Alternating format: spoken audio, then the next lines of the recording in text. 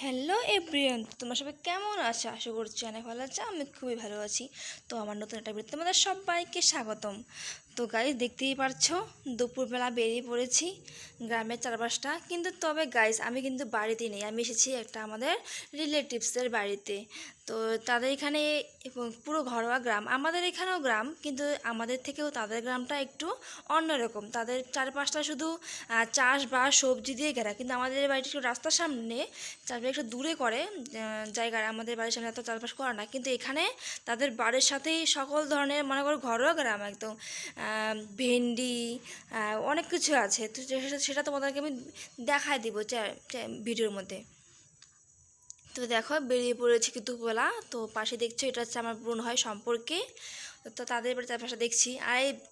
আর guys, সবার ফার্স্টে এই কথাটাই বলবো, দেখো এত সুন্দর মেয়ে, এত সুন্দর মেয়ে, সত্যি আমি কী বলবো, গ্রামের মধ্যে যে এত সুন্দর, একদম বিদেশি বিদেশি, ওর চুল, ওর হেয়ার স্টাইল, ওর মানে সব কিছুই একদম বিদেশি স্টাইল। এত সুন্দর মেয়ে গ্রামের ভিতর আছে, সেটা আমি আগে জানতাম না। সত্যি মানে কি বলবো, জাস্ট আমি ধারণা করতে পারছি না। তোমরা দেখলে তোমরা এই কথাটাই বলবে যে গ্রামের ভিতরে এত সুন্দর ফুটফুটে মেয়ে আদৌ আছে। আমি এইভাবে বলছিলাম, আর ও খুবই লজ্জা পাচ্ছিল। এর জন্য ও বারবার মুখটাকে পাশে দিকে ঘুরিয়ে নিচ্ছিল।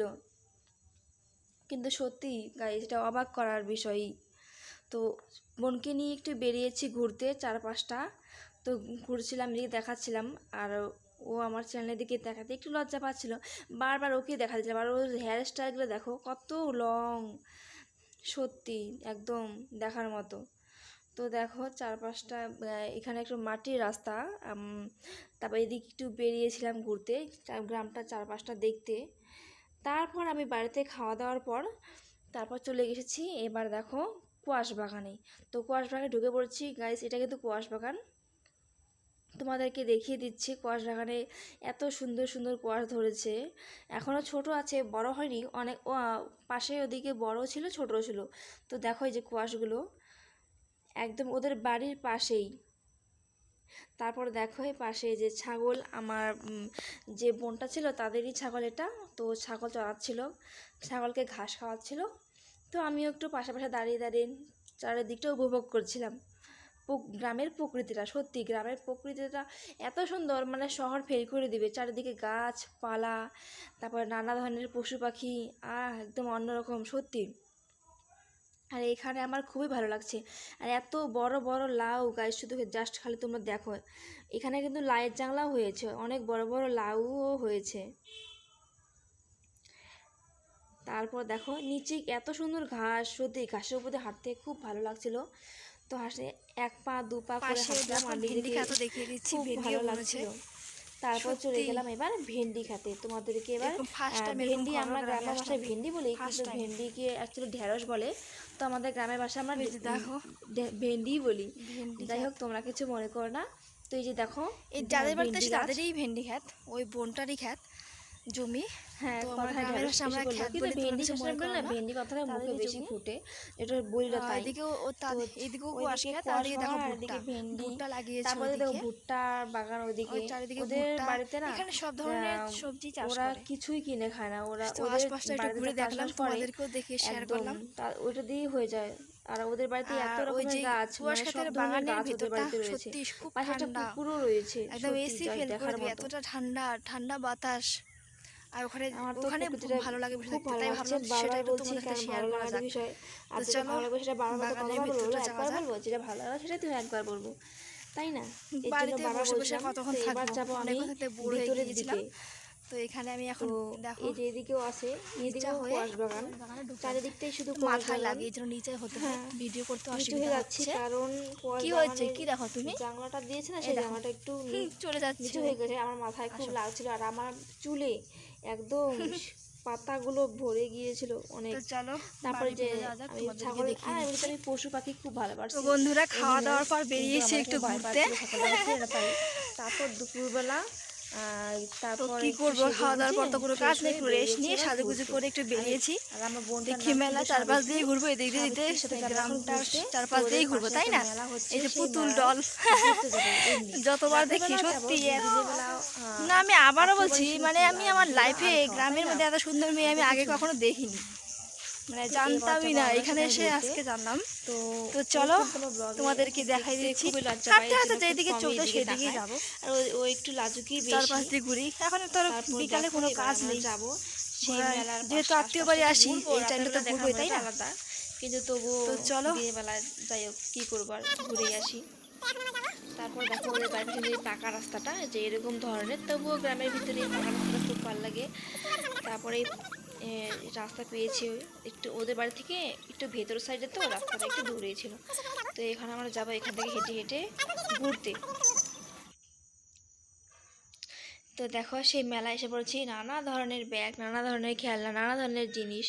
সত্যি খুব অসাধারণ ছিল, একদম নিত্য নতুন প্রয়োজনীয় জিনিস। তো দেখো এখানে এই যে মেলাটা, এরকম বাকি দোকান খোলেনি, আবার দোকান খুলেছে। আর ওকে বলছিলাম তুমি কী নিবা, ও তো একটা চশমা সানগ্লাস নিয়েছিল। সো ভালো লাগে। এই যে পায়ের নুপুরগুলো আর যা দাম গাইস, মেলার বাজারে না একটু বেশি দাম থাকে, এর জন্য কিছু নিতে ইচ্ছা করে না। তো ফিনিশিংয়ে ওখানে ঘোরার পরে এবার আমরা ফুচকা খেয়ে নেব। আর ফুচকা খেতে আমি খুব ভালোবাসি, তোমরা সবাই জানো, আমি আগে ব্লগেই বলে দিয়েছিলাম। তো এখন ফুচকা খাওয়া হয়ে গেছে, খাওয়া দাওয়া শেষের পর এবার চলে যাবো আমরা বাড়িতে। একটু সন্ধে সন্ধে হয়ে এসছে, সত্যি একটু আকাশ একটু কালো কালো হয়ে গেছে, সন্ধ্যে যেহেতু নেমে এসেছে। তো এখানে আর বেশিক্ষণ দেরি করা যাবে না, এবার যাবো আমার বাড়ি। তো দেখো এই যে এখন আমি পাংশি বানু উড়তি ভুরু মাস্তে গাগনে, হ্যাঁ এটাই মনে হচ্ছিল সত্যি। তারপর দেখো বাড়ি গিয়ে সন্ধ্যা টন্ধা বাতি দেওয়ার পর একটু পর রেডি হয়ে নিয়ে ফ্রেশ হয়ে আবার সে চলে এসেছে আমার মেলায়। তো দেখো এই যে মেলায় এখন আমরা ঢুকবো, ওই দিকটা মেলাটা। তো রাতের বেলা একরকম, দিনের বেলা একরকম। রাতের বেলা লাইট টাইট বেশি থাকে, লোকজন বেশি থাকে। আর মেলায় এত ভিড় ছিল গাইস, কি বলবো, এটা তো সবই শুরু, ভেতরে ঢুকি আগে, তারপর রাত হয়, আর যত রাত হয় তত ভিড় হয়, যতই রাত হয় ততই আবার আবার বেশি বেশি করে ভিড় হয়। ট্রেন গাড়ি, নাগরদোলনা, নাগরদোলনা চড়তে খুব ভয় লাগে আমার, এই জন্য নাগরদোলনা চড়তে বেশি ইচ্ছা করে না আমার। আর এখানে আইসক্রিম ছিল চারিদিকটা। দেখো এখানে দাঁড়িয়ে দাঁড়িয়ে আমি আর সাবিত্রী বোনটা কিছু ছবিও তুলেছিলাম। এই যে দেখো আমাদের ছবি, যে ছবি আমরা তুলেছিলাম সবচেয়ে বেস্ট। তারপর দেখো এই যে 10 টাকার মামলা, মামলা বলে যেটাই। আর এই যে হাই রে নাচুনি, বাপরে বাপ কি নাচছে, এটা তো নাচেই। এখানে দাঁড়িয়ে দাঁড়িয়ে তো বৌদিরা সবার টিকিট কেটেছিল, কিন্তু টিকিট লাগেনি, এটা খুব দুঃখের ব্যাপার। তো কি করা যাবে, এখানে অপেক্ষা করছিলাম, যেহেতু টিকিট কাটছে কতক্ষণে খেলা হবে, কতক্ষণে পাবে, কিন্তু অবশ্যই পাইনি। তারপর চলে এলাম এসে নৌকার দিকে, যে বাচ্চাদের খেলনা, এখানে বাচ্চারা খেলে। তো চলে আসলাম সেখানে। তো এবার দেখছি ব্যাগ, বৌদিমণি ব্যাগ দেখছে। তারপর দেখো এই যে এই একটা ফোন কাভারের দোকান, এখানে সাবিত্রী একটা ফোন কাভার নিয়েছিল। তো খাবারটা খুবই সুন্দর ছিল। আর এই যে দেখো আশেপাশের লোকজন প্রচুর আছে, কিন্তু দিন একটু পর হয় আবার ভিড় হয়, একটু রাত হয় আবার ভিড় হয়। তো এই যে দেখো আমি দাঁড়িয়ে দাঁড়িয়ে ভিডিও করছিলাম, আর দাদাটা দেখে একটু অবাক হয়ে গেছিলো, বলছে হ্যাঁ আমাকে ছবি তুলছি, হয়তো একটু অন্য কিছু মাইন্ড করেছিল, তোমরা ভেবে নিও, কিন্তু আমি তো ব্লগ করছি, আমাকে তো ভিডিও করতেই হবে। তারপর যে ব্যাগের দোকান, যে দেখো এই যে পাশে বৌদি ব্যাগ দেখছে, এই যে এই দিদিটাও ব্যাগ দেখছে, বৌদিরা সবাই মিলে। তারপর চলে এলাম এবার মন্দিরে, যে বারোয়ারি স্নান উপলক্ষে যে মেলাটা হচ্ছে সেই মন্দির। এটা প্যান্ডেল দারুণ ছিল। তো ফিনিশিংয়ে চলে এসে খাওয়াতে, এবারে খাওয়ায় বসে পড়েছি। এই যে দেখো সুন্দরী হাই দিয়ে দিল। তারপর চলে এসেছে পাস্তা, আর বৌদিরা খাচ্ছে মোগলাই। তো দেখো সবাই খাওয়া যাওয়ার জন্য রেডি। তো আমি এবার খাবো।